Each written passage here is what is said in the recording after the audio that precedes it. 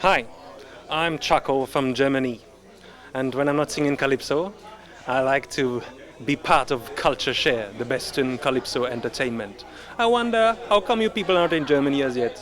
And please remember, don't call me Whitey, eh?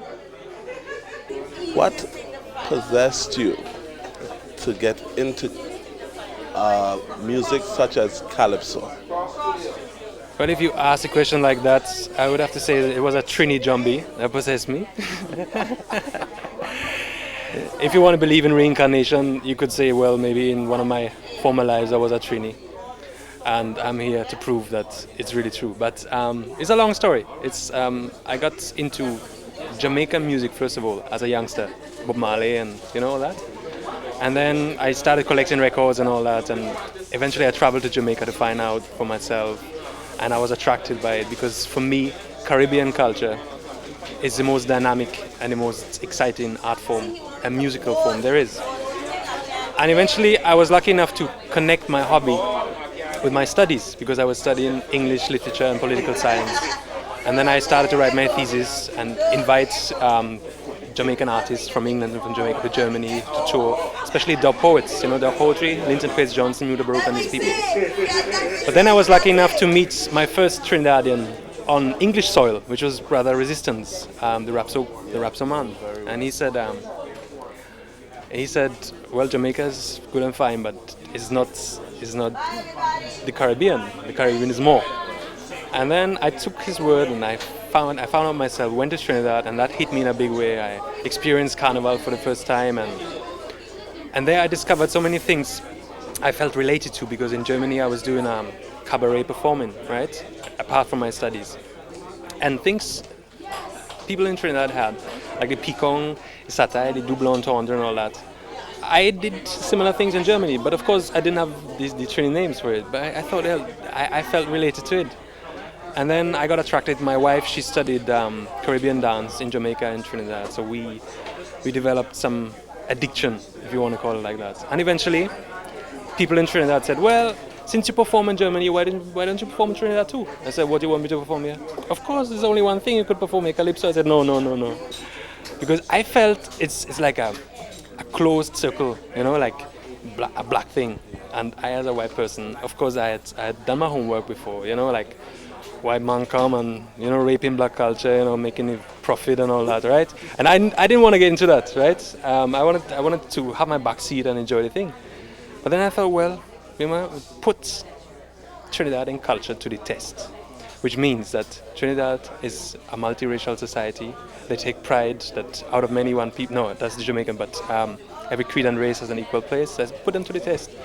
Of course, I didn't think it that way, but I wrote my lyrics, and the lyrics I wrote, of course, I tried to make a topic out of my own experience as a white person coming to Trinidad, and the acceptance I got, not only from the people, but from the fellow Calypsonians then, people I used to admire, people I collected records by, right? And suddenly I stood on the same stage with them, and that was like a dream come true. The first time you stepped out on the stage, and you looked at the audience, and the band was playing the overture going into you coming in, and you got ready to sing. What were you saying to yourself? I was totally empty. That's how I like to describe it. I have my lyrics here. And of course I knew how to perform because I'm a performer, right?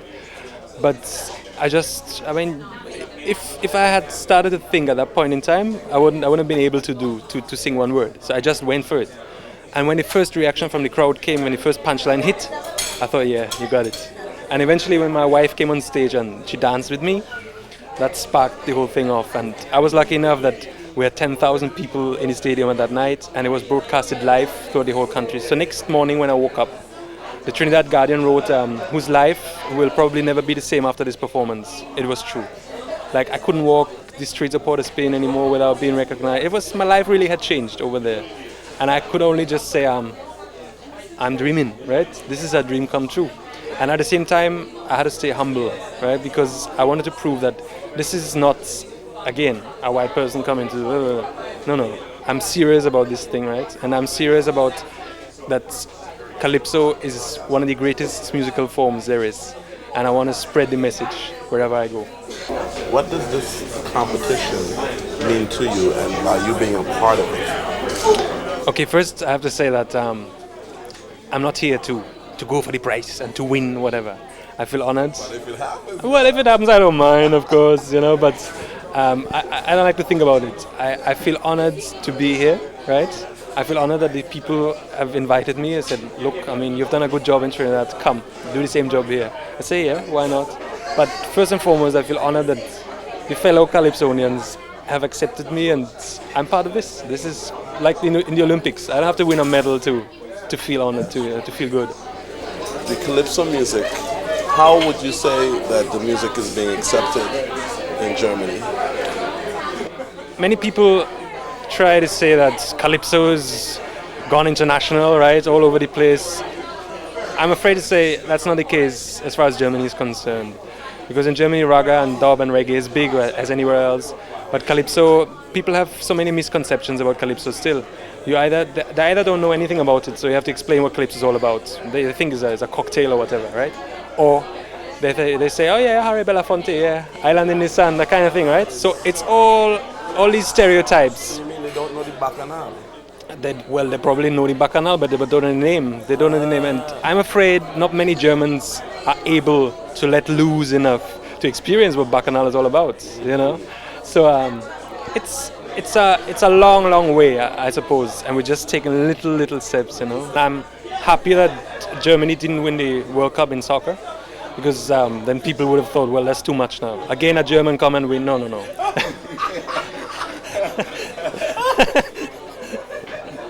Oh, yes. Well, wait a minute. I have to wonder. Oh, my goodness. Well, that's what I learned in Trinidad, a little pecan here and there. Could you imagine our Calypso music has shut off on the Concorde, ladies and gentlemen, all the way from Germany? This guy traveled all the way for the past 6 years to Trinidad and Tobago. Get hooked on Calypso and soca. Took it back to Germany, won the Calypso King 1993, and is here to represent Germany in tonight's World Calypso Finals, presented by Everybody's Magazine, holding a PhD in English literature. We are pleased to present to you christened Christian Habikus, tonight singing Trini Like You. Let's give him a round and welcome, ladies and gentlemen, King CHALKO from Germany, contestant number 14. But wait! I had to tell you a story, I had to tell you a story what happened to me when I went to Trinidad. It could happen to anybody, anybody who white, okay? So you better follow what I have to tell you. Serious? Calm down, fellas. Give me some music, because I love this beat, Come! All right. Blow it. Winter time in Germany, we fly to TNT.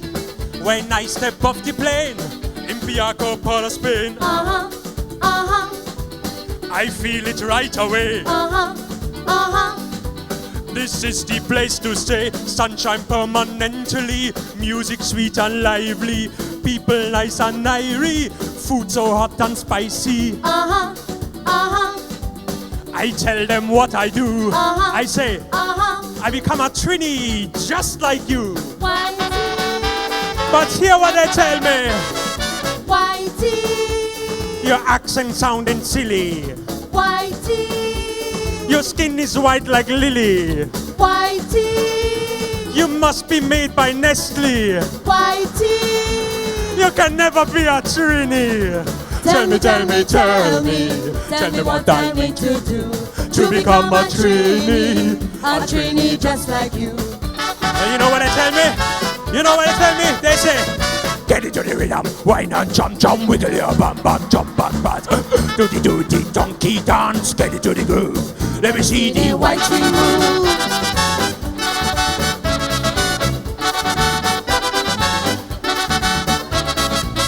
This song no good for me, need a Kaiso melody. The the only chance for me. Get wassy in the party. When I enter Soca Village, I start feeling dotish. Everybody checking the whitey, how we moving he body. Well, I'm from Germany, so wine ain't strange to me. Whether white, red, dry or sweet, I can do it, I can do it. But hear what the wine woman tell me. Whitey, You can't do the whiny. whitey, You ain't got the body. whitey, Too flat is your boomsy. whitey. You can never be a Trini. Tell me, tell me, tell me. Tell me what I need to do to become a Trini. A Trini just like you.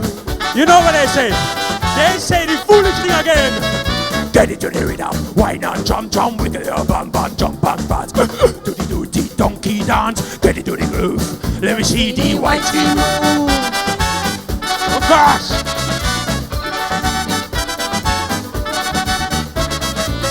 This Trini thing ain't fun, so I pack my things to run. The phone ring one last time, a nice girl on the line. She says she won't teach me to dance. Show me how to whine and prance. She says, come let we meet, and I'll show you how to do it. I get a shock when I see she, cause she is white like me. Now if this girl can whine for two, she must know Obia and Voodoo. Oh gosh. And then the girl tell me, Whitey, no matter what's the color, whitey, you can also wind the dollar. whitey, Relax and flex your body, whitey. then you can whine like Trini. Tell me, tell me, tell me, tell me what I need to do to whine like Trini. Just show me what to do. Get it to the rhythm, whine and jump, wiggle your bum and jump and run. Do the donkey dance, get it to the groove. Let me see the whitey move.